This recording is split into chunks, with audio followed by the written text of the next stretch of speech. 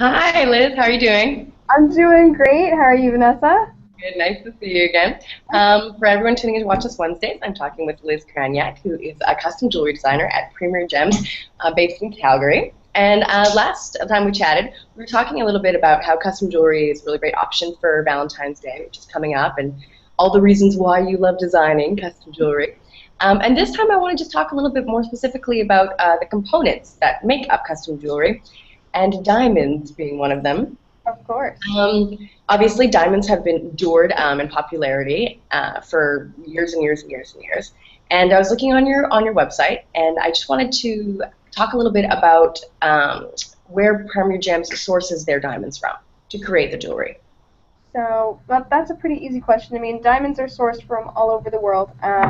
We are AGTA members, so that's the American Gem Trade Association. So that means that we can source anything from anywhere all over the world. Um, Diamonds are usually from Africa or from Australia or from Canada, and we can source from any of those places. So. So uh, it's not specific to one region. You have once you go through that or to that accreditation, then you can grab them from wherever you'd like. Yeah, yeah, and I mean anybody who's worried about where the diamonds are come from or how they are sourced, we do follow specific protocols to bring stones into Canada, and so they are Kimberly processed diamonds. So that's a concern for some people, even today, even though it's been dealt with many years ago. But we do follow every single safe process to get our diamonds here because we are the member of the AGTA. Okay, because I did notice that on your website. They were like conflict free, and there was a very specific, like you said, integrity to where you got your diamonds from, so that your customers can obviously feel safe in that. I also noticed it said that you have ones available that are decay in color. Can you explain to me a little bit what that means?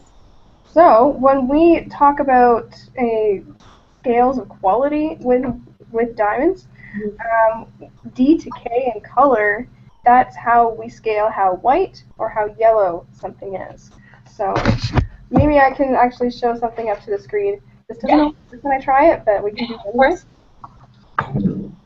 So I have, because you don't want to go any lower than K, but what we have is, so we have from D down to Z here.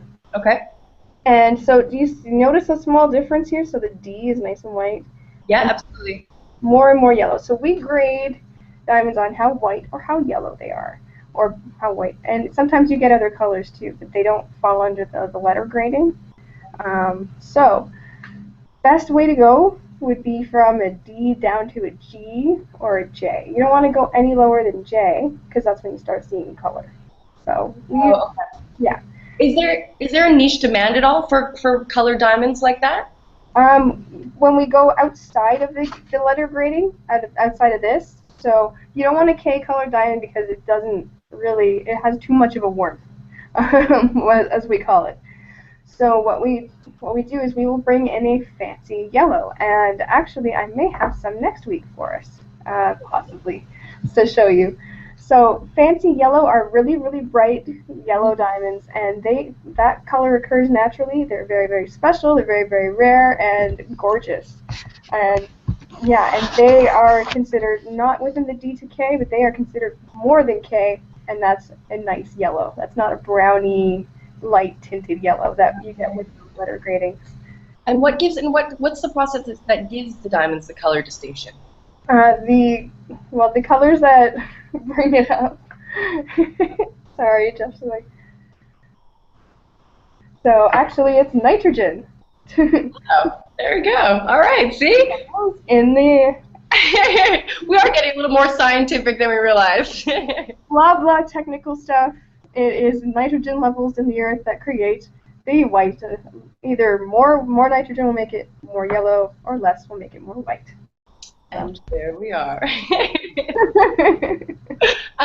Just for your own personal perspective, why do you think, working obviously with being a jewelry designer, why do you think it is that diamonds have sort of maintained their level of popularity and the level of demand?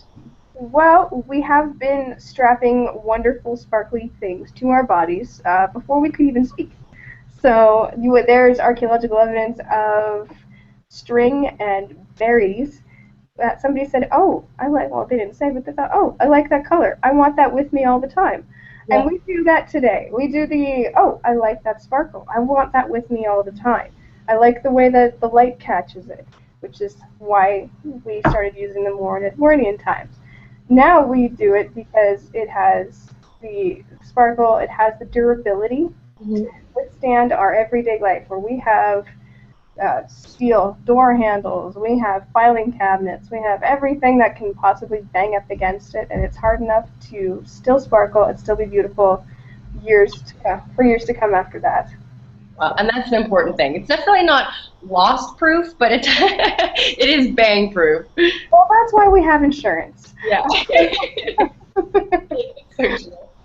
I just have like a final question for you. Why do you think, or actually, I guess that's not, I was going to say, why do you think diamonds are kind of synonymous with love and an engagement ring sort of setting?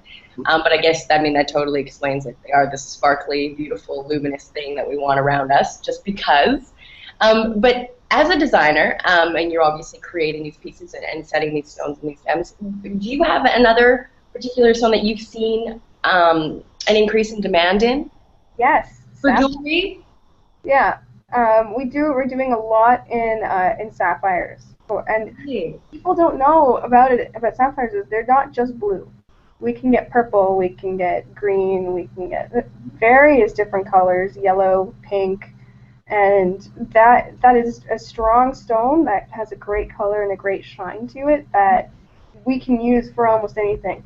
There is a lot of marketing out there that says that you have to have that 1 carat stone, and they're nice for the people who want that 1 carat stone, but you don't necessarily have to have that.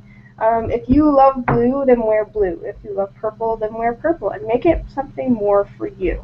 Do you find that gives you a lot of more freedom as well as a designer to be able to play with those colors to create something? Oh, of course. Personal? Yeah. And then I'll get some people that come in that, they don't really know what they want, and I'm just like, give me a color. What's your favorite color? What's your favorite shape? Let's do something that way, and we have something that's really beautiful and personal that way. Oh, that's awesome that you have that kind of versatility and to be able to do that. And yet another reason why custom jewelry is really the way to go. It's a great way to go, yes.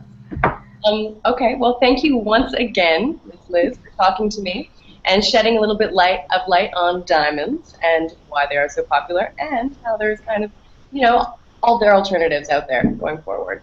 Yeah, happy to help. If anybody wants more information, I think we're going to be posting the GIA website 4Cs up on Facebook, and anybody else who has any other questions can reach me at Premier Gems YYC on Twitter, Premier Gems on Facebook, and Liz at premiergems.ca through email.